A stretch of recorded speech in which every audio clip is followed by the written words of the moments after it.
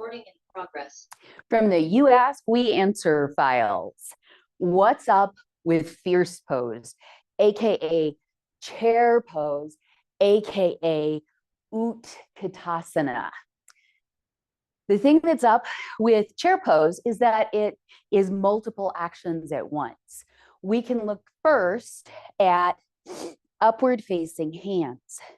You can see that in upward facing hands, the back of the armpits have to be extended.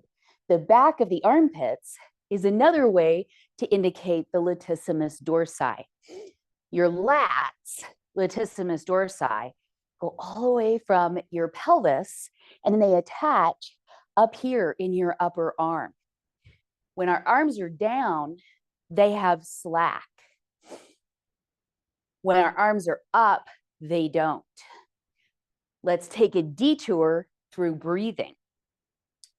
Put your hands anywhere on your rib cage, maybe on the low ribs, maybe front and back, maybe just the front.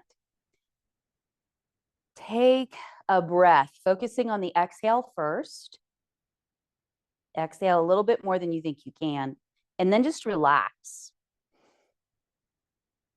And feel the inhale come in like a gift. Let's do that another time or two. Exhale, maybe a little bit more than you think you can. And inhale, expand. Exhale, squeeze a little more out. And then inhale, allow the breath back in. What you felt or experienced is the shape change that is necessary for breath to occur. Now, you can breathe without much shape change. The shape change then happens mostly internally, but it's more difficult and it's a different breath. So with your arms down, exhale first. That's the key to a deep breath. Inhale and receive the inhale like a gift. Now, bring your arms out to the side. Exhale, exhale, exhale.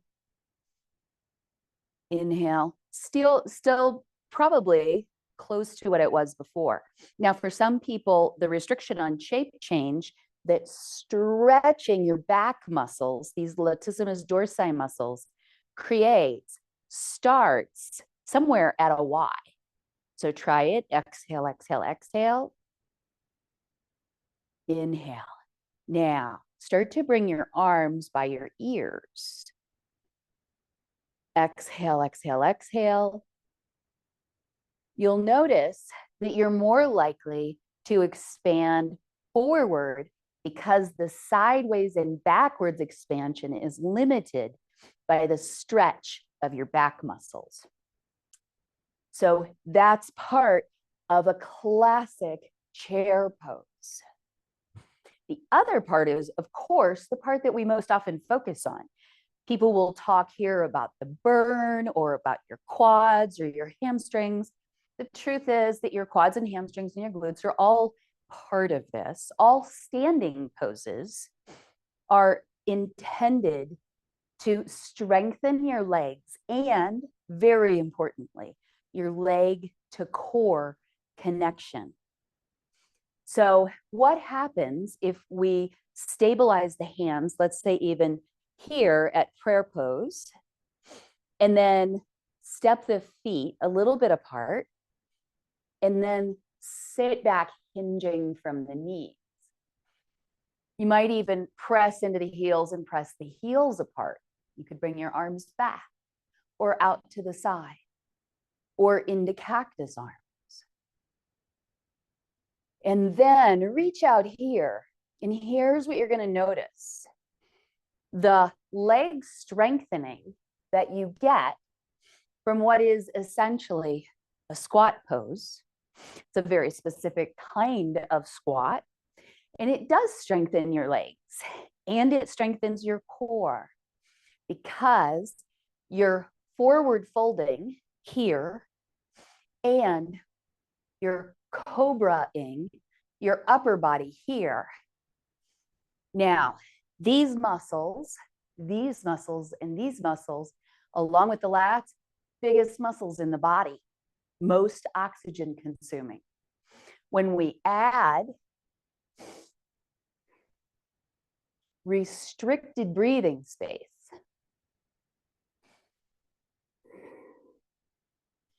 to the oxygen demands of those muscles that are working, hence strengthening, it becomes a more difficult intermediate or complex pose.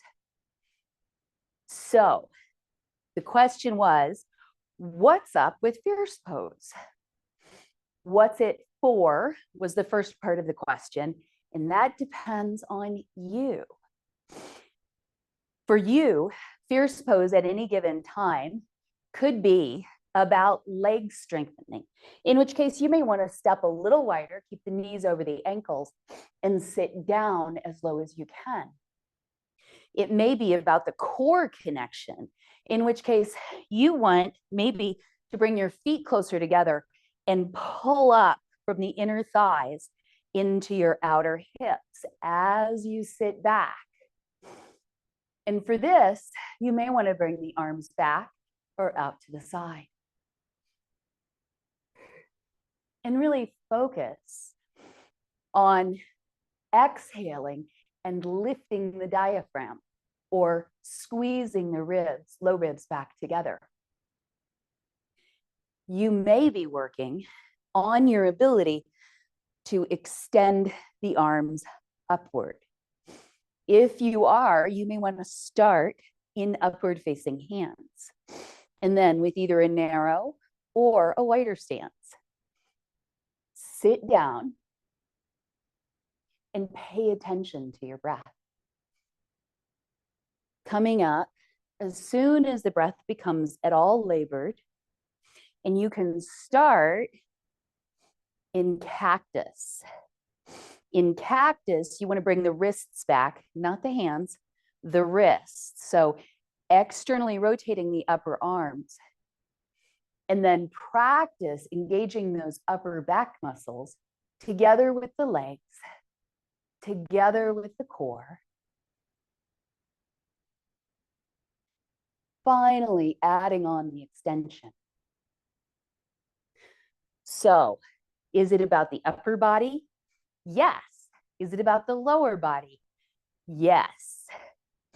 It's about how they interact with the breath, which is honestly what all of yoga is about. It gives us so much to focus our mind on. That's part of how yoga busts through stress. This is also part of why when your teacher says, yogi's choice, do what feels right to you, take that very seriously and approach it with an investigated, curious mind. So if your teacher has you enter in this fashion and being here just feels stuck and icky, try broadening the arms or even bringing them back. Try focusing on the lower body and the breath first while doing something intentional and expressive with your arms. I hope that this has been helpful. I call it fierce pose because it definitely brings up a fierce part of our personalities when we're trying to understand it and practice it regularly. What's your experience with fierce pose? And do you have any what's up with questions? Drop them below and we will answer them in our next What's Up With That yoga segment. Thanks for being part of Badlands.